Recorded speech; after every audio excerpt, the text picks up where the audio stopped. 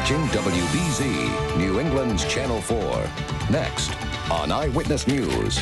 The General meets the vets. America's top man in uniform comes to Boston to salute some special graduates. Now, live, this is Eyewitness News at 5:30. Good afternoon. The top military man in the country came to Boston today. General Colin Powell was here to congratulate a special group of Vietnam veterans. The General's salute to a group of graduates from a job training program. As Eyewitness News reporter Charles Austin tells us, the background for this event, the New England Shelter for Homeless Veterans. He stood and saluted the veterans in a grand tribute to the first 13 graduates of an intensive 4-month job training program. General Colin Powell was in command. His remarks were brief and encouraging. You never give up.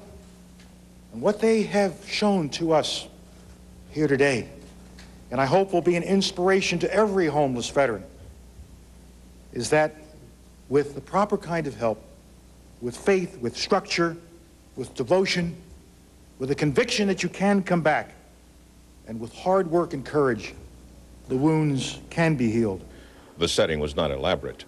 The New England Shelter for Homeless Veterans is being renovated, but General Powell let them know this event was high on his list of priorities. I knew that whatever else I was going to do in Boston, speak to a school, speak to Harvard, go to receptions, the one thing I had to do was to come here, see this shelter, see my fellow veterans, see this labor of love in action.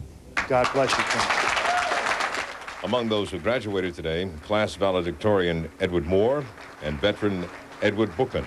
This is a good opportunity. The class was a good opportunity for us to learn something new, a new skill, and change direction. Is this as good as a master's or a PhD in terms of degrees that you received over the years? I wouldn't go that far, but it's a step towards getting a good job in a good field that's promising to expand. In closing, General Powell said these veterans who are involved in another fight will succeed with the help of the community they are serving. Charles Austin, TV4, Eyewitness News. General Powell is also in town to deliver the commencement address tomorrow to graduates at Harvard University.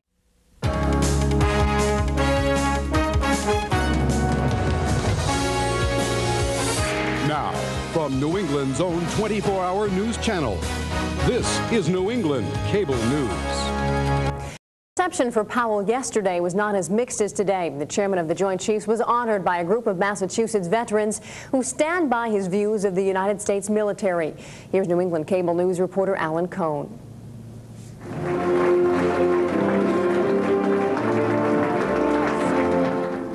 They marched into pomp and circumstance like most graduates, but these veterans, some of them homeless, have overcome struggles on and off the battlefield. A few overcame post-traumatic stress, others drug dependency. And when Joint Chiefs Chairman Colin Powell learned they were about to graduate from a special job training program in accounting funded by the state of Massachusetts, he said he just had to be here.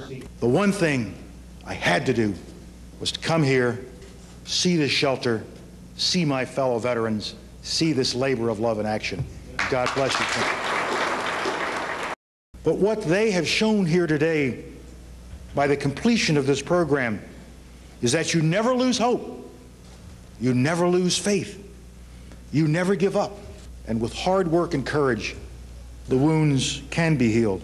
The scars can be healed, say these vets, given the proper encouragement and training can turn around a life tortured by memories of war.